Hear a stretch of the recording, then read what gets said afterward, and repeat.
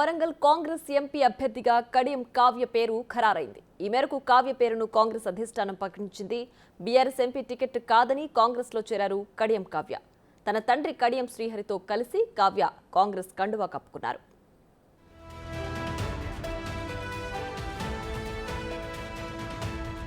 Right, ఇదే అంశానికి సంబంధించి మరింత సమాచారం మా ప్రతినిధి శివ ఢిల్లీ నుంచి ఫోన్ లైన్లో అందించడానికి సిద్ధంగా ఉన్నారు. శివ, చెప్పండి, కడియం కావ్య పేరు కాంగ్రెస్ నుంచి ఫైనల్ చేశారు, కాంగ్రెస్ కండువా కప్పుకున్నారు కావ్య, పూర్తి డీటెయిల్స్ ఏంటి?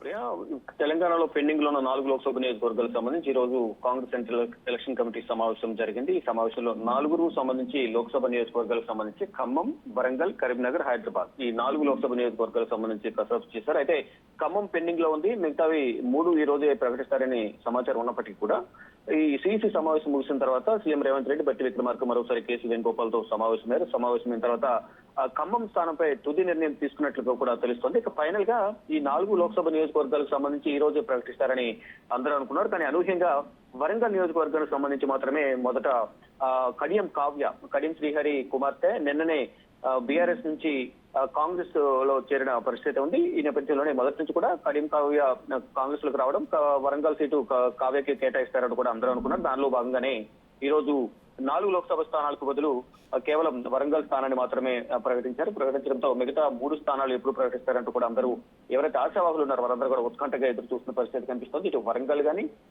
మరోవైపు ఇటు కరీంనగర్, వరంగల్, హైదరాబాద్ 3 లోక్సభ నియోజకవర్గాలకు సంబంధించి గట్టి పోటీ ఉన్న నేపథ్యంలో మరి ముఖ్యంగా ఖమ్మం నియోజకవర్గానికి సంబంధించి ఇక్కడ పోటీ ఎక్కువ ఉంది. ఈ నేపథ్యంలోనే ఒకవైపు సిఇసి సమావేశంలో నిర్ణయం తీసుకున్నారు. మళ్ళా కేసీ వేణుగోపాల్ నివాసంలో సీఎం రేవంత్ రెడ్డి, బట్టి విక్రమార్క కూడా మరోసారి సమావేశమై దానిపై ఒక నిర్ణయం తీసుకున్నట్టు తెలుస్తుంది. ఆ 3 నియోజకవర్గాలకు సంబంధించి కూడా రేపు ప్రకటన విడుదల చేసే అవకాశం కనిపిస్తుంది. మొత్తం కానీ కడియం కావ్యకు సంబంధించి మొదటి నుంచి అనుకున్నట్లుగానే బీఆర్ఎస్ వీడిన వెంటనే కాంగ్రెస్ పార్టీలోకి రావడం, వచ్చిన వెంటనే కావ్యకు వరంగల్ లోక్సభ అభ్యర్థిగా ప్రకటిస్తారంటూ కూడా అందరూ అనుకున్నారు. దానిలో భాగంగానే ఈ రోజు అధికారికంగా ఏఐసిసి కార్యాలయం నుంచి కడియం కావ్యకు లోక్సభ అభ్యర్థిత్వం కేటాయిస్తున్నట్లు కూడా అధికారిక ప్రకటన విడుదల చేశారు.